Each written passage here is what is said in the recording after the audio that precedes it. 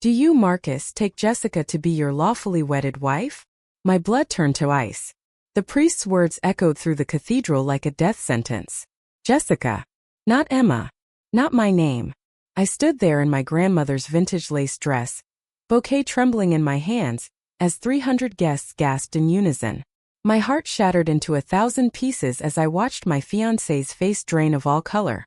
But the real knife to my chest came when I followed everyone's horrified stares to the third row. There she was, Jessica Monroe, my husband's secretary, wearing a flowing white dress identical to mine, a smug smile playing on her crimson lips. I, Marcus stammered, his eyes darting between me and Jessica like a trapped animal. The cathedral fell into a suffocating silence. I could feel my mother's mortified gasp behind me, hear my father's sharp intake of breath. The photographer's camera clicked mercilessly, capturing every second of my humiliation. Well? Jessica called out, rising from her seat with theatrical grace. Are you going to answer him, darling? My legs nearly buckled. Darling. She called my fiancé darling. At our wedding. Marcus. I whispered, my voice barely audible. What is she talking about? He couldn't even look at me. His best man, Tony, stepped forward awkwardly. Maybe we should.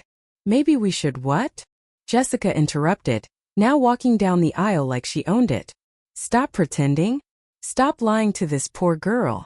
Every step she took felt like another nail in my coffin. The guests whispered frantically, phones emerging from purses and pockets. My perfect wedding day was becoming a viral nightmare. You knew, didn't you, Emma?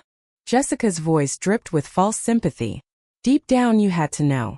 All those late nights at the office. All those business trips. I felt the walls closing in. Had I known?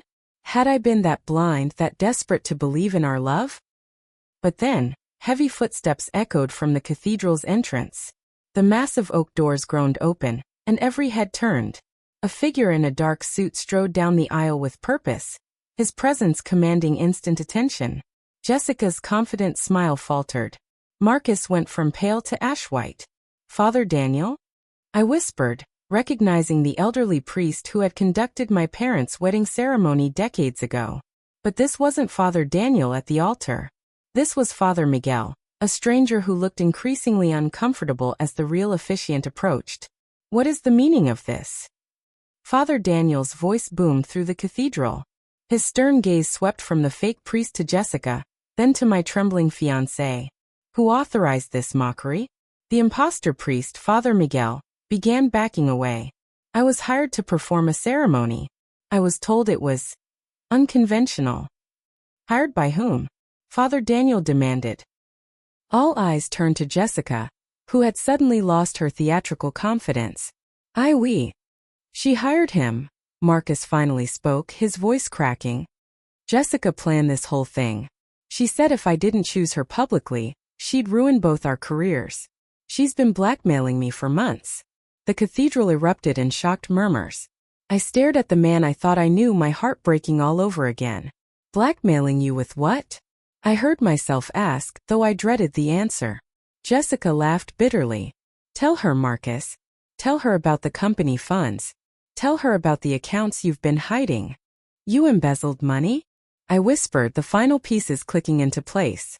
I was going to pay it back, Marcus pleaded. She said she'd turn me in unless I left you for her. Emma, please, you have to believe me. I looked at this man, this stranger, standing before me in his tuxedo. The man who had proposed under the stars. The man who had promised me forever. Choose, I said quietly, my voice steadier than I felt. Right here, right now. Me or her. Truth or lies.